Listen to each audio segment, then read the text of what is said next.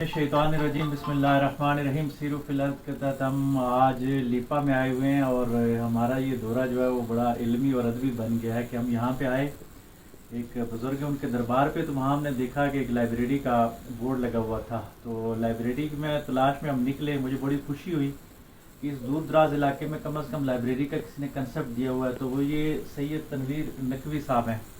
सादात जिस तरह रूहानी तौर पे ब्यारी करते आए हैं उम्मत की, तो इल्मी और फिक्री अंदाज के साथ भी आज भी चल रहा है ये निज़ाम। तो इन्होंने यहाँ पे लिपा के मुकाम पे मुस्लिम एंड्स का स्कूल भी चला रहे हैं और साथ इनकी लाइब्रेरी भी है। उस लाइब्रेरी का हमने विज़िट किया, वो तस्वीर भी आपके साथ शेयर करेंगे। फिर इन्होंने वो चिराग से चिराग जलता है, इन्होंने एक और इल्मी और अदबी शख्सियत से मुलाकात करवाई, जनाब सैयद आबिद हुसैन शाह साहब।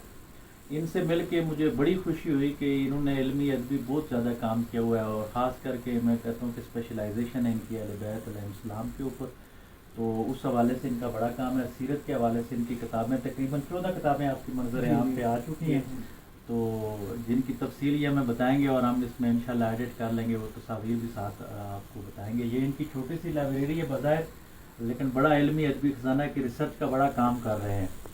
तो यहाँ पे बैठ के इंटरनेट की तो चलो सहूलत मौजूद है, लेकिन फिर भी इतना वक्त देना और इतने अंदाज के साथ काम करना, और ये प्रिंटिंग भी बड़ी अच्छा अंदाज के साथ हुई है और कुछ काम इन्होंने ऐसे अंदाज के साथ किया है कि मैं चाहूँगा कि इंशाल्लाह इसको यूनिवर्सिटी सतह पे जाके मुतारफ़ करवाऊँ कि जो मुस्तशरिकीन के एतराज़ात हैं उस हवाले से भी एक दो किताबें मेरी नज़र से गुजरी हैं, वो उस जाविये से भी अगर कोई स्टूडेंट काम करना चाहे आइंदा एमफिल PhD लेवल पे, तो उसके लिए भी मददगार साबित होंगे।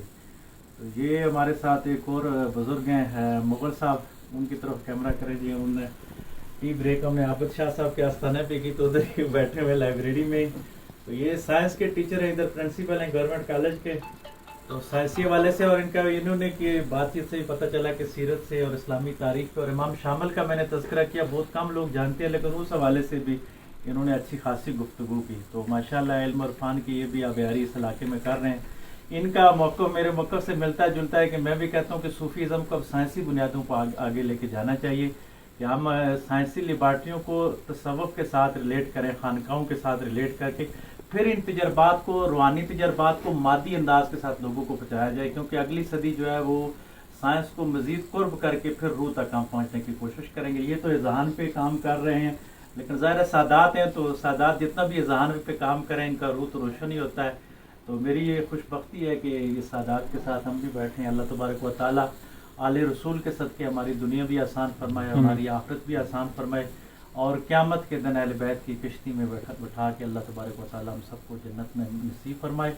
तो कश्मीर को मैं हर विलाग में यही कहता हूँ कि औलिया का ये गहवारा, ये कश्मीर हमारा, अल्लाह मकबूजा कश्मीर को भी जल्द आज़ाद फरमाए और कश्मीरी मुसलमानों का ये अलम बुलंद से बुलंद हो। पाकिस्तान जिंदाबाद।